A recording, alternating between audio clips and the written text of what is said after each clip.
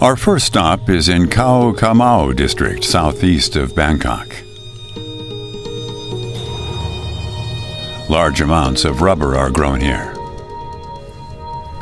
Thanks to V's contacts, we gain access to one of the plantations. The owner inherited the plantation from his parents.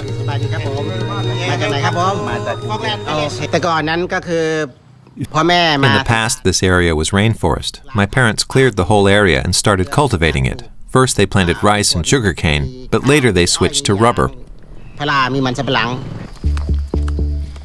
The plantation begins right behind his house. For the first time, we see how rubber is harvested.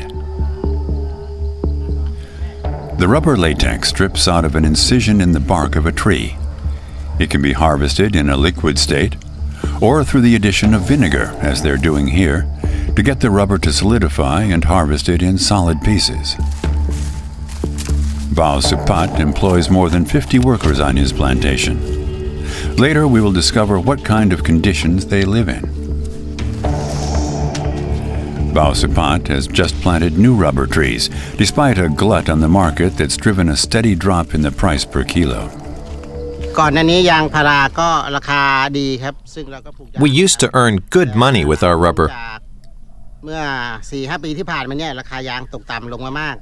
But 5 years ago, the price suddenly plummeted. Now we have to save where we can to get by. If the plantation owner himself is feeling the pinch, what about his workers? On the edge of the plantation, we find their decrepit huts. The workers all come from neighboring Cambodia. They're willing to work for lower wages than Thais.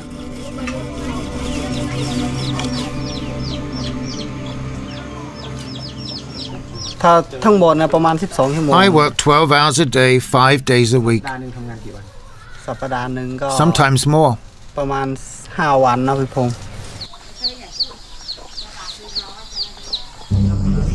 Night has fallen on Bao Supat's plantation.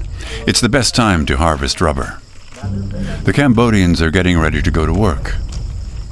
Their night shift starts at 8 p.m. and ends at about 5 in the morning.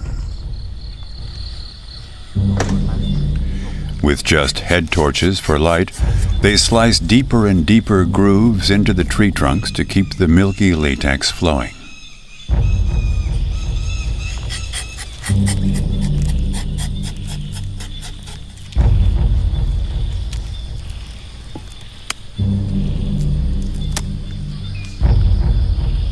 Na has been working on the plantation with her family for the past 7 years.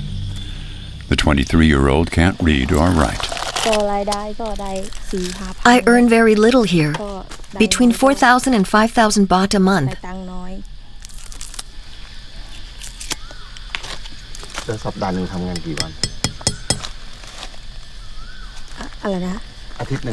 For that, I have to work every day and at least 4 nights.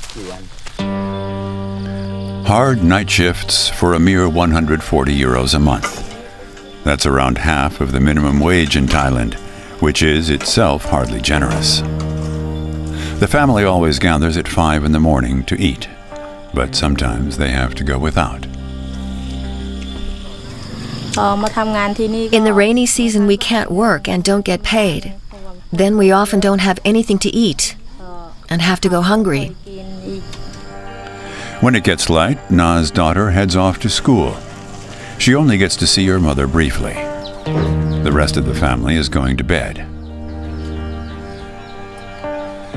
They own just 2 mattresses, shared between 8 family members.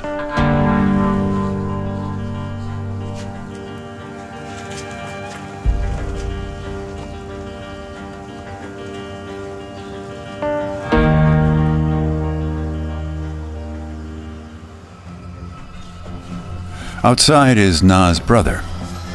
His job today, spraying herbicide. He's using the extremely toxic product paraquat, long outlawed in Europe. Da feels safe wearing a mask. What the 25-year-old doesn't realize is that paraquat can also be absorbed through the skin and can lead to severe kidney, liver, and heart damage. He should by no means be working without protective clothing and shorts, but no one has told him that.